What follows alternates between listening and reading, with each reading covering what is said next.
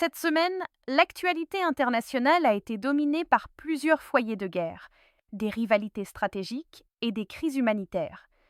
La guerre entre la Russie et l'Ukraine s'est poursuivie avec de nouvelles frappes. Dans le même temps, les soutiens européens à Kiev et les mesures envisagées contre Moscou restaient au centre de l'actualité. Au Moyen-Orient, la confrontation entre les États-Unis et l'Iran, ainsi que la situation dans le détroit d'Ormuz, ont concentré une part importante des faits majeurs. Déclarations diplomatiques, menaces réciproques et incidents maritimes se sont accompagnés d'un trafic toujours réduit dans cette voie stratégique. À Gaza et en Cisjordanie, de nouvelles frappes, des enquêtes israéliennes et plusieurs démarches diplomatiques ont également marqué la semaine. En Asie-Pacifique, l'actualité a notamment concerné la défense de Taïwan, les tirs de missiles nord-coréens, les activités chinoises dans les espaces maritimes contestés et le positionnement de plusieurs États de la région. En Afrique, l'aggravation de plusieurs crises sanitaires et humanitaires a également marqué la semaine, notamment en République démocratique du Congo et en Somalie. Enfin, les évolutions électorales, judiciaires, commerciales et énergétiques ont complété cette actualité internationale. Voici les principaux faits de la semaine. Alors Chloé, que s'est-il passé cette semaine aux États-Unis d'Amérique? Aux États-Unis, l'actualité a été marquée par plusieurs décisions judiciaires, des évolutions politiques et économiques, ainsi que par des annonces concernant la santé et les infrastructures fédérales. Un sondage Reuters-Ipsos, achevé pendant la semaine, a mesuré le taux d'approbation de Donald Trump à 33%, contre 35% plus tôt dans le mois. Son taux de désapprobation atteignait 64%. Selon cette enquête, 80% des personnes interrogées pensaient également que l'engagement américain dans la guerre avec l'Iran se prolongerait, tandis que 16% estimaient que la guerre pourrait prendre fin en quelques semaines. Ces résultats constituent une mesure d'opinion et non un résultat électoral. Sur le plan judiciaire, la Cour suprême a refusé pour la deuxième fois d'examiner la contestation par Donald Trump du verdict civil de 5 millions de dollars rendu en faveur d'E. Jean Carroll. Le jury avait reconnu Donald Trump civilement responsable d'agression sexuelle et de diffamation.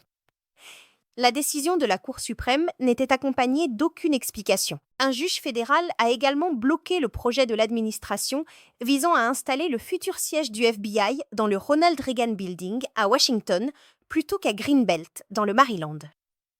Le juge a estimé que l'administration avait illégalement abandonné le projet retenu en 2023 et réaffecté des fonds approuvés par le Congrès. Dans un autre dossier, le National Trust for Historic Preservation a demandé à la Cour suprême de suspendre la construction de la nouvelle salle de bal de la Maison-Blanche pendant l'examen du litige.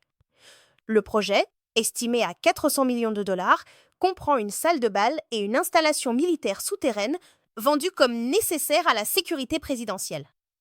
La Cour suprême n'avait pas encore rendu de décision définitive. Une cour fédérale d'appel a par ailleurs maintenu le blocage de citation du département de la justice visant le bureau de la procureure générale de l'État de New York, Letitia James.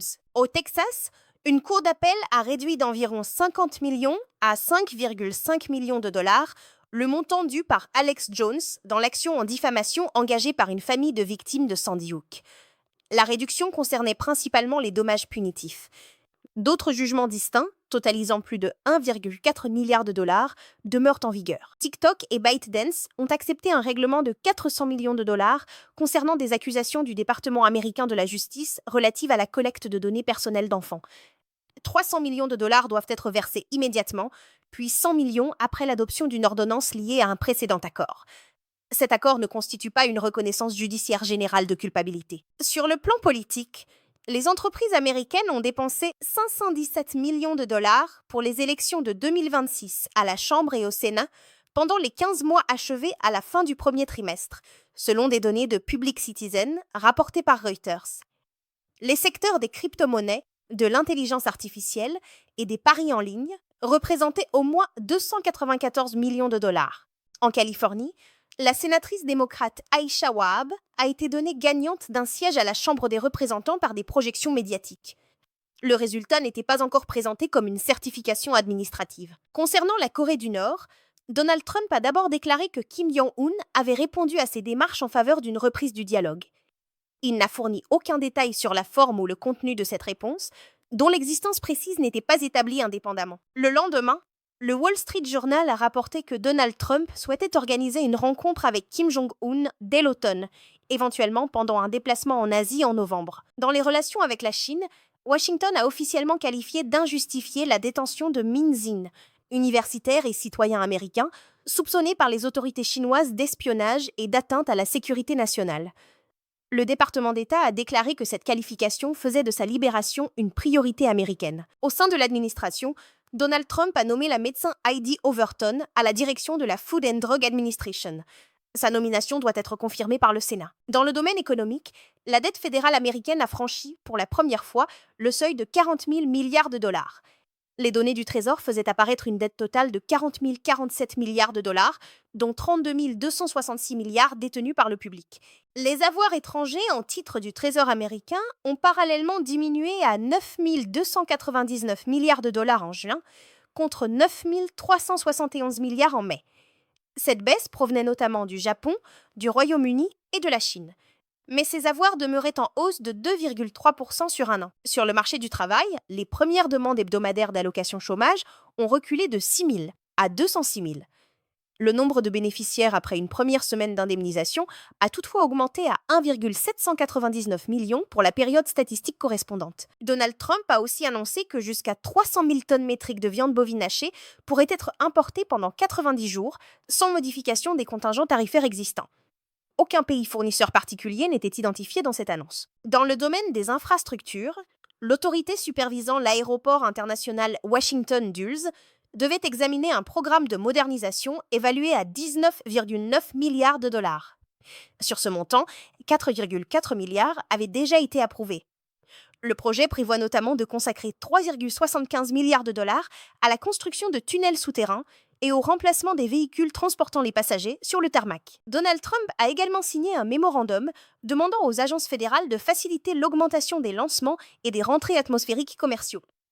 Le texte fixe un objectif d'au moins 1000 opérations annuelles d'ici 2030 et prévoit l'accélération des procédures d'autorisation ainsi que l'examen de terrains fédéraux susceptibles d'accueillir de nouveaux sites. Dans l'ouest de l'Alaska, un avion affrété transportant 8 personnes s'est écrasé près d'un site radar isolé. Les informations disponibles ne confirmaient pas le sort des occupants. Dans le domaine sanitaire, les autorités américaines ont signalé 55 infections à la bactérie E. coli ou à la salmonelle, associées à des pousses de luzerne. Une enquête couvrant plusieurs juridictions a été ouverte, sans qu'aucun décès soit annoncé dans les informations retenues. Le département de la Santé a par ailleurs ouvert une consultation publique sur la catégorisation et la communication des recommandations fédérales en matière de vaccination. Cette consultation ne constitue pas une modification déjà adoptée. Enfin, le même département a lancé une initiative visant à améliorer la préparation et l'intervention lorsqu'une personne autiste est signalée disparue. Aucun résultat futur du dispositif n'était encore établi. Voici l'actualité du continent européen. En Europe, la guerre entre la Russie et l'Ukraine a dominé l'actualité, aux côtés de plusieurs développements diplomatiques, sécuritaires, migratoires et économiques. La chef de la diplomatie européenne, Kaja Kallas, a déclaré que l'Union européenne prévoyait d'élargir fortement ses sanctions contre la Russie dans les mois suivants. Selon des sources diplomatiques citées par Reuters, le Service européen pour l'action extérieure devait proposer environ 1600 nouvelles désignations, principalement liées au complexe militaro-industriel russe. Il s'agissait d'un projet, et non de sanctions déjà adoptées. Sur le terrain, les forces ukrainiennes ont lancé près de 800 drones contre plusieurs régions russes, dont la région de Moscou et la Crimée annexée. Les autorités russes ont affirmé avoir intercepté la majorité des appareils. Des dégâts limités et des blessés ont néanmoins été signalés, mais les chiffres d'interception n'avaient pas été vérifiés indépendamment par Associated Press. La Russie, de son côté, menait plusieurs frappes meurtrières en Ukraine. À Pechny, dans la région de Kharkiv, les autorités ukrainiennes ont fait état d'au moins 10 civils tués et 17 blessés.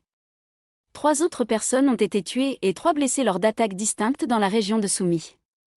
À Kiev et dans sa région, le bilan actualisé d'une autre série de frappes russes a atteint 17 morts et plus de 40 blessés. Selon l'armée de l'air ukrainienne, la Russie avait lancé des dizaines de missiles ainsi que 168 drones.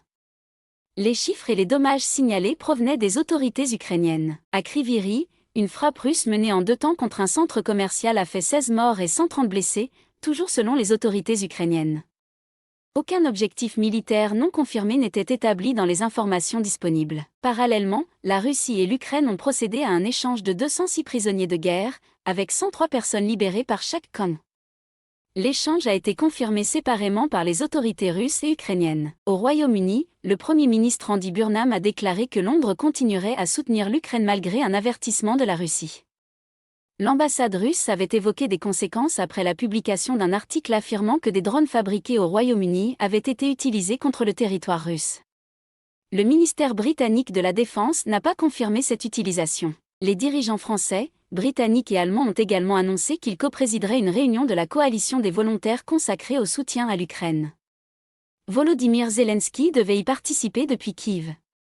Seule l'annonce de la réunion était confirmée, sans résultat diplomatique encore établi. Du côté russe, le vice-ministre des Affaires étrangères, Sergueï Ryabkov, a déclaré que Moscou était disposé à examiner de nouvelles propositions de règlement, si celles-ci correspondaient aux objectifs russes et aux réalités décrites par Moscou sur le terrain.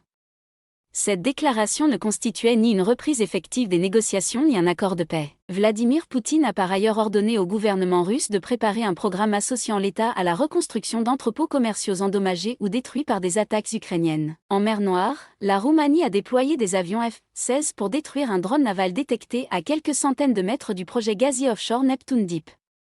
Le ministre roumain de la Défense a déclaré avoir agi pour protéger les travailleurs et l'infrastructure.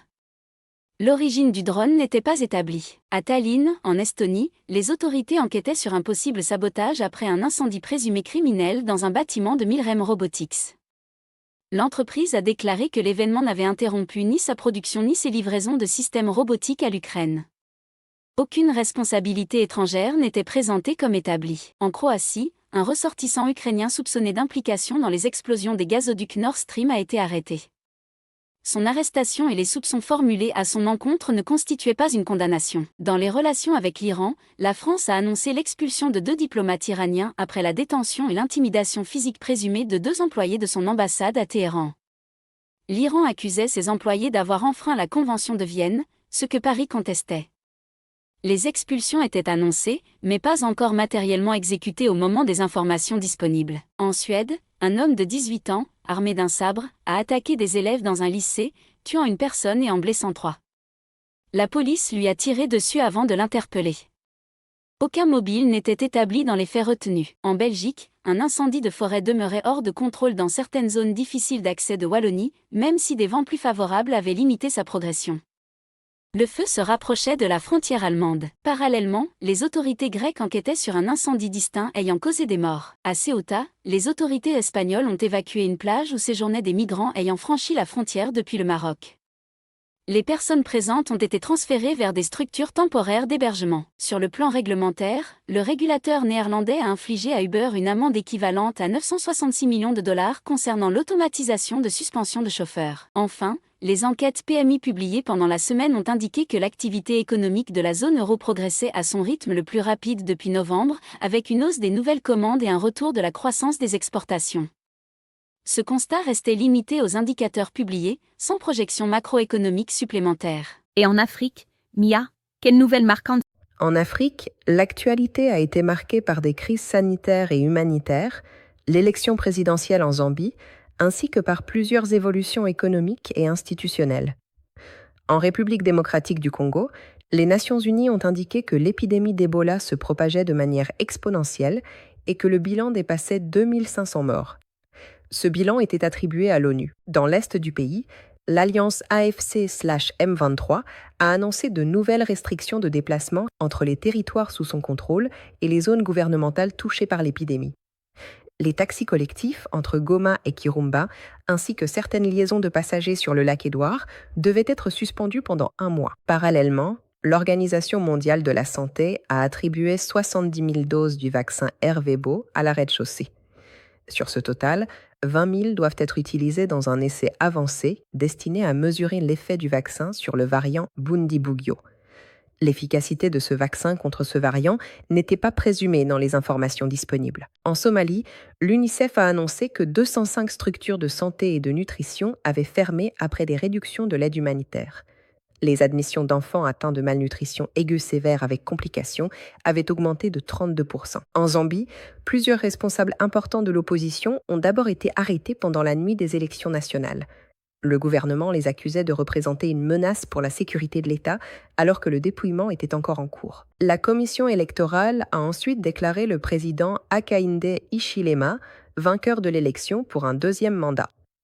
Les résultats officiels lui attribuaient environ 60% des suffrages valides contre environ 38% à son principal adversaire, Brian Mundubile. La mission d'observation de l'Union européenne a décrit le scrutin comme largement pacifique. Elle a toutefois signalé des incertitudes juridiques, des conditions de campagne inégales et des restrictions concernant certaines libertés fondamentales. Brian Mundubile a par la suite annoncé qu'il déposerait un recours judiciaire en invoquant des fraudes et des irrégularités. Ces accusations demeuraient des allégations de l'opposition. La police zambienne l'a finalement convoqué pour un interrogatoire concernant des allégations de menaces contre la sécurité nationale. Cette convocation et ces allégations ne constituaient ni une inculpation, ni une condamnation. Au Tchad, le président Mahamat Idriss Déby a remplacé des responsables de l'Agence nationale chargée de la lutte contre la corruption. Cette décision est intervenue dans le contexte d'un différend entre l'agence et la société pétrolière publique tchadienne, dont l'issue définitive n'était pas établie. Au large de la Libye, le navire humanitaire Emergency a secouru 50 personnes à bord d'une embarcation en bois dans les eaux internationales. 7 autres personnes ont été retrouvées mortes selon l'organisation exploitant le navire. Au Libéria, un premier vol transportant 20 personnes expulsées des États-Unis est arrivé à Monrovia. Le gouvernement libérien a déclaré que la majorité des personnes concernées par l'accord de renvoi vers un pays tiers viendraient de pays latino-américains. La nationalité des personnes présentes dans ce premier vol n'avait toutefois pas été publiée. Des migrants ayant résisté à leur expulsion du Libéria dans le cadre de cet accord ont ensuite été transférés par avion vers la Guinée équatoriale, selon des sources de Reuters. Aucun statut juridique individuel supplémentaire n'était précisé. Sur le plan financier, le Fonds monétaire international a annoncé l'envoi d'une mission complète au Sénégal. Elle doit poursuivre les discussions sur les politiques et les réformes susceptibles d'être soutenues par un nouveau programme de financement. Aucun nouvel accord de prêt n'avait encore été conclu. Le représentant du FMI en Ouganda a également annoncé la venue d'une équipe de l'institution pour poursuivre les négociations relatives à un nouveau programme de soutien. Le précédent programme avait expiré en 2024 et aucun nouvel accord n'était encore conclu. Au Kenya, selon le journal Business Daily, l'autorité de la concurrence a proposé qu'East African Breweries mette en réserve jusqu'à 15 milliards de shillings kenyans, soit environ 115 millions de dollars, avant l'approbation de la vente de la participation majoritaire de Diageo au groupe japonais Asahi. En Afrique du Sud, l'inflation a ralenti pour la première fois en 5 mois. À Maurice, le gouvernement a annoncé la signature d'accords avec l'Inde pour importer des produits pétroliers dans le cadre d'un approvisionnement à long terme. Les volumes, ainsi que les conditions commerciales et financières, n'ont pas été communiqués. En Namibie, Discover Airlines, filiale de Lufthansa, a déclaré qu'une pénurie temporaire de carburant aérien à l'aéroport de Windhoek perturbait ses vols vers l'Europe. La compagnie a attribué cette pénurie à des difficultés opérationnelles du fournisseur Vitol. Au Ghana, Petrobras a engagé des négociations portant sur 4 blocs pétroliers offshore dans le bassin de Keta. L'ouverture de ces discussions ne constituait pas une attribution définitive des blocs. Les créanciers publics de l'Éthiopie ont, de leur côté, apporté leur soutien à la restructuration des obligations internationales du pays, tout en signalant des risques concernant un instrument conditionnel associé au dispositif. Ce soutien ne signifiait pas que la restructuration était définitivement achevée. Enfin, la municipalité de Johannesburg a réglé une dette envers l'électricien public Eskom, écartant la menace immédiate d'une limitation de son alimentation électrique.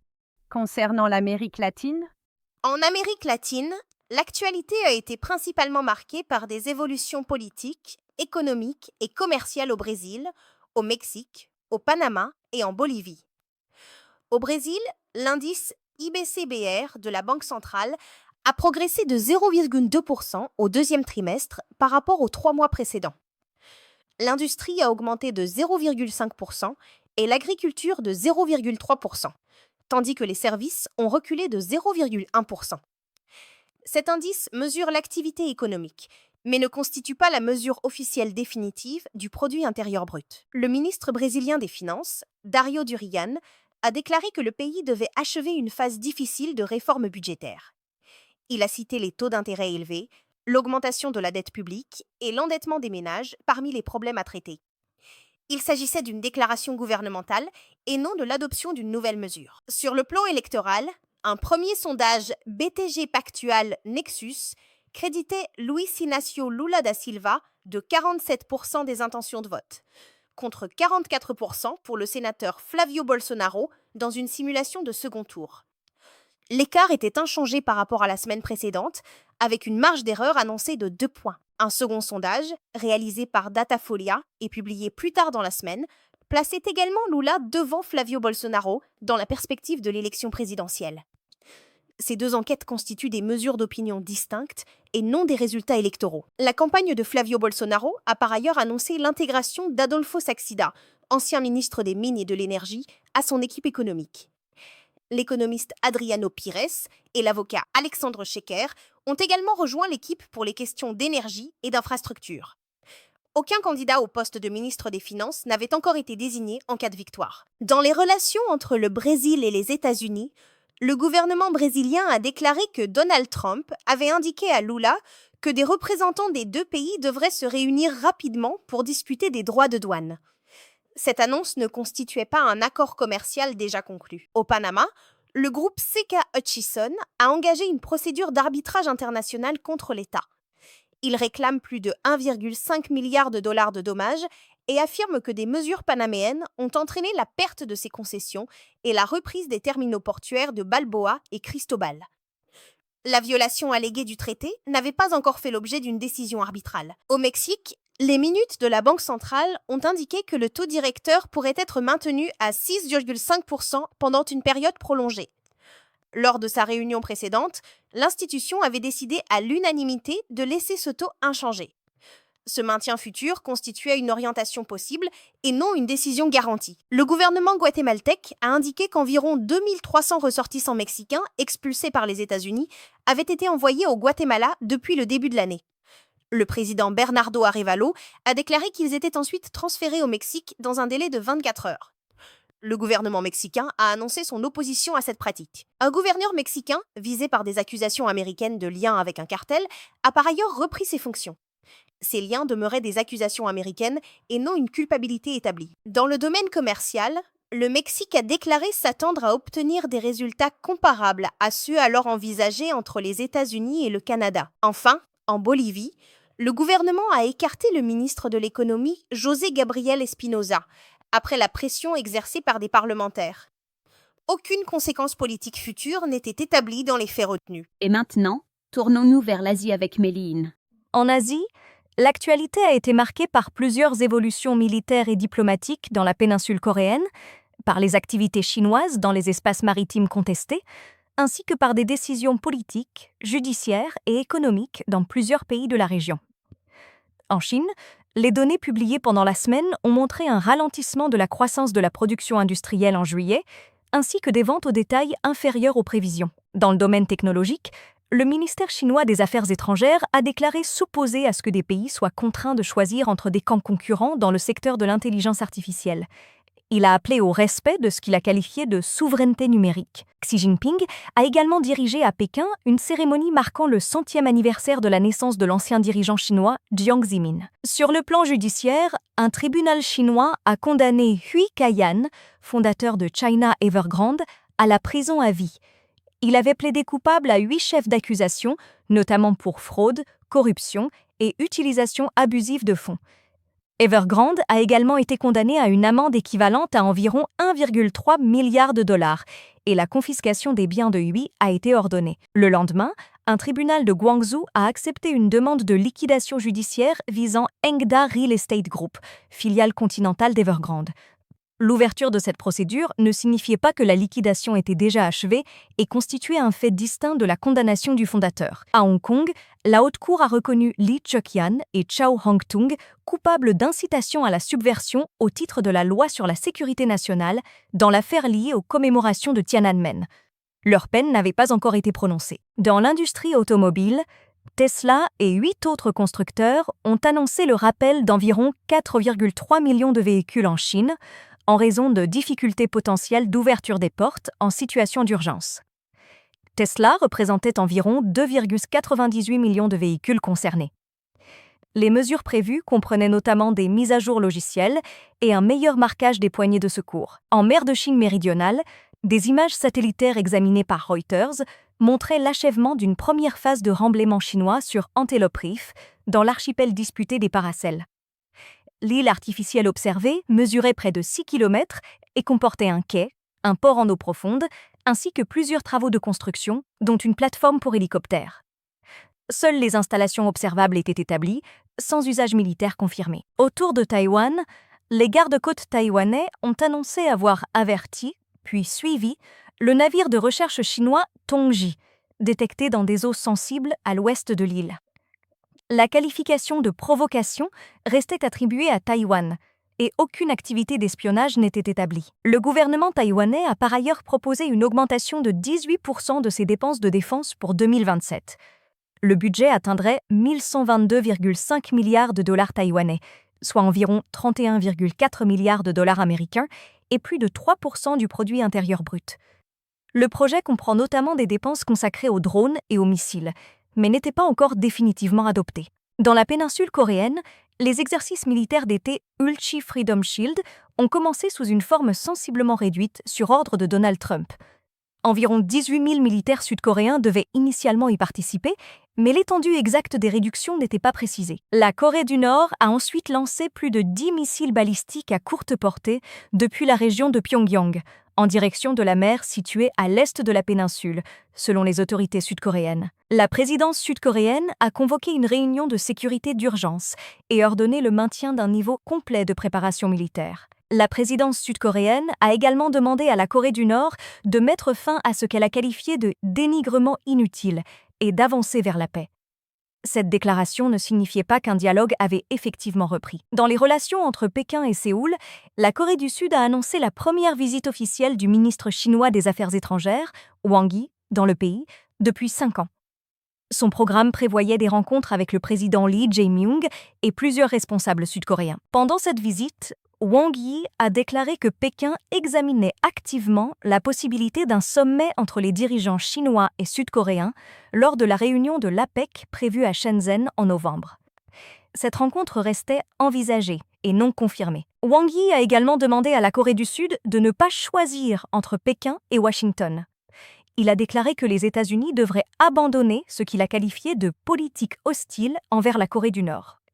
Ces propos constituaient la position exprimée par la Chine. La Chine et l'Indonésie ont par ailleurs convenu de renforcer leurs relations militaires ainsi que leurs échanges dans les minerais, l'énergie et les technologies. En Indonésie, le bilan actualisé du séisme survenu dans la région de Flores a atteint 71 morts, près de 1200 blessés et plus de 59 600 personnes déplacées. Environ 11 900 habitations et 1100 bâtiments publics étaient également signalés endommagés. Un autre séisme, de magnitude 5,9, a ensuite été enregistré dans la même région, à une profondeur de 10 km. Aucun bilan humain ou matériel n'était fourni, et aucun lien avec le précédent séisme n'était établi dans les informations disponibles. Toujours en Indonésie, les autorités ont arrêté 10 ressortissants birmans à la suite d'une saisie de méthamphétamine liquide. Ces arrestations ne constituaient pas des condamnations. En Inde, le gouvernement a signé avec General Atomics Aeronautical Systems un contrat pour louer 2 drones MQ-9B Sea Guardian, destinés à la marine indienne. Le contrat, d'une durée de 30 mois, était évalué à environ 203 millions de dollars. Les autorités indiennes ont également ordonné la fermeture de centaines de comptes ou de ressources hébergées sur Google Firebase, après avoir identifié leur utilisation dans des campagnes d'hameçonnage et de fraude bancaire. Au moins 57 sites ou bases de données avaient fait l'objet d'ordres de retrait pendant le mois. Les avis gouvernementaux ne mettaient pas en cause la responsabilité de Google dans ces fraudes. Au Pakistan, l'ancien Premier ministre Imran Khan a été reconduit en prison après une visite à l'hôpital plus courte que prévu. Les circonstances médicales restaient limitées aux éléments confirmés par le porte-parole de son parti. En Australie, une ressortissante russo-australienne devait comparaître après avoir été inculpée d'ingérence étrangère. Les autorités l'accusaient d'avoir tenté de transmettre des informations militaires ukrainiennes. Cette inculpation ne constituait pas une culpabilité établie. Enfin, au Japon, l'indice des prix à la consommation hors produits alimentaires frais a progressé de 1,8% sur un an en juillet, après 1,6% en juin. L'indice excluant également les carburants a augmenté de 1,9%. Ces données n'étaient accompagnées d'aucune prévision concernant une future décision de la Banque du Japon. Qu'en est-il du Proche-Orient, Karim? Au Moyen-Orient, l'actualité a été dominée par la confrontation entre les États-Unis et l'Iran, la navigation dans le détroit d'Ormuz, ainsi que par plusieurs développements à Gaza, en Cisjordanie, en Syrie et dans le Golfe. L'échéance de 60 jours prévue par l'accord intérimaire entre les États-Unis et l'Iran est arrivée à son terme, sans accord définitif sur la guerre, le programme nucléaire iranien et la navigation dans le détroit d'Ormuz. Donald Trump a déclaré que les États-Unis ne souhaitaient pas prolonger cet accord et a affirmé que l'Iran devait se rendre. Un haut responsable iranien a déclaré que l'Iran pourrait intensifier ses actions dans le détroit et lancer une opération militaire si les États-Unis n'appliquaient pas l'accord et si la diplomatie échouait. Aucune nouvelle offensive iranienne n'était alors confirmée. Le lendemain, Donald Trump a déclaré qu'aucune discussion n'était en cours ou programmée entre les États-Unis et l'Iran. Cette déclaration contredisait les propos de son envoyé Jared Kushner, qui avait affirmé que des échanges se poursuivaient. L'Iran s'est dit disposé au dialogue, tout en refusant de présenter d'éventuelles négociations comme une capitulation. L'existence de pourparlers bilatéraux effectifs n'était donc pas confirmée de manière concordante. Donald Trump a ensuite menacé de conséquences économiques tout pays, apportant ce qu'il a qualifié de bouée de sauvetage à l'Iran. Il n'a précisé ni les mesures envisagées, ni les pays susceptibles d'être concernés. Du côté iranien, le chef d'état-major Ali Abdollahi a déclaré que la réponse de l'Iran à de nouvelles menaces américaines serait large, décisive et dévastatrice. Le président du Parlement, Mohammad Bakr Kalibaf, a séparément appelé le pays à préparer sa réponse aux nouvelles sanctions. Ces déclarations constituèrent des menaces et des positions officielles, et non l'annonce d'une attaque déjà exécutée. Concernant le détroit d'Ormuz, Donald Trump a affirmé qu'il était ouvert, opérationnel et débarrassé de ses mines. Mohammad Bakr Kalibaf a déclaré, au contraire, qu'il resterait fermé jusqu'à ce que les États-Unis respectent les conditions réclamées par l'Iran. Les données préliminaires de navigation ne confirmaient cependant pas une réouverture complète. Plus tard dans la semaine, les données de Kepler ont recensé 7 navires de marchandises dans le détroit pendant la journée précédente, contre 14 la veille. 4 navires étaient entrés et 3 étaient en sortie. Aucun très grand pétrolier ni méthanier n'apparaissait dans ces données, qui ne comptabilisaient pas les bâtiments circulant avec leurs transpondeurs éteints. L'Iran a parallèlement déclaré être parvenu à une compréhension avec Oman sur le tracé d'une route de transit maritime dans le détroit. Les deux pays travaillaient encore aux détails d'une déclaration commune. Aucun accord final publié, ni rétablissement complet du trafic, n'était confirmé. Donald Trump a critiqué ces discussions et menacé Oman de frappe si le projet aboutissait dans des conditions jugées contraires aux exigences américaines. Un projectile non identifié a par ailleurs endommagé la salle des machines d'un navire traversant le détroit à proximité d'Oman. Le centre britannique UK Maritime Trade Operations a signalé une victime parmi l'équipage, sans préciser si cette personne avait été tuée ou blessée. Aucun auteur n'était identifié. Le ministère émirati de la Défense a affirmé avoir détecté 2 missiles balistiques lancés depuis l'Iran vers les Émirats arabes unis. Selon les autorités émiraties, ils sont tombés en mer et visaient le trafic maritime, sans faire de blessés ni provoquer de dégâts. L'Iran a rejeté cette accusation. Les Émirats arabes unis ont ensuite annoncé la suspension, jusqu'à nouvel ordre, de leurs activités commerciales, échanges et transactions financières avec l'Iran. L'origine iranienne des missiles demeurait une attribution émiratie contestée par Téhéran. Le commandement militaire suprême de l'OTAN a confirmé avoir organisé une visioconférence destinée à faciliter d'éventuelles contributions de pays membres à la liberté de navigation dans le détroit d'Ormuz. Son porte-parole a précisé qu'il ne s'agissait pas d'une mission de l'OTAN.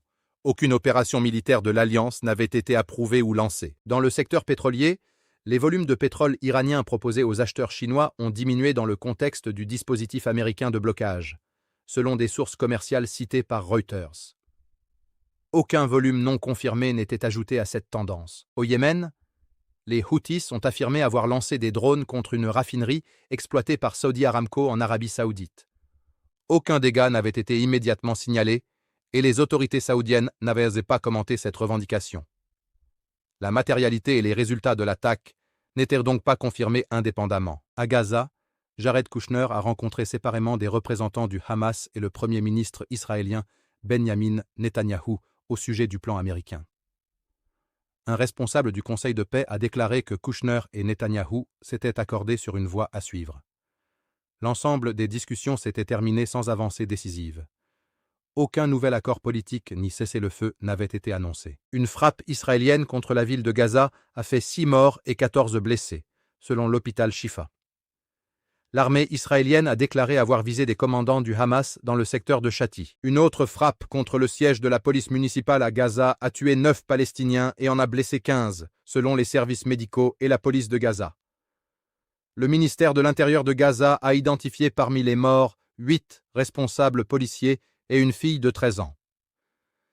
L'armée israélienne a déclaré avoir visé des membres du Hamas, opérant depuis le commissariat. L'armée israélienne a également annoncé l'ouverture d'enquêtes criminelles concernant les tirs ayant tué Hind Rajab et des membres de sa famille, ainsi que l'attaque ayant tué 15 secouristes et travailleurs humanitaires.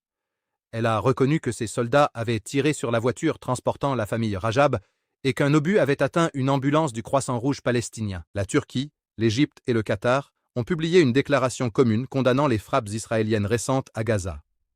Les 3 médiateurs ont demandé à Israël de respecter ses obligations liées au cessez-le-feu et ont déclaré que ces attaques compromettèrent les efforts de règlement. Cette appréciation restait attribuée aux 3 gouvernements. En Cisjordanie occupée, plusieurs maisons palestiniennes à Kousra sont restées encerclées pendant plus d'une semaine par des colons israéliens.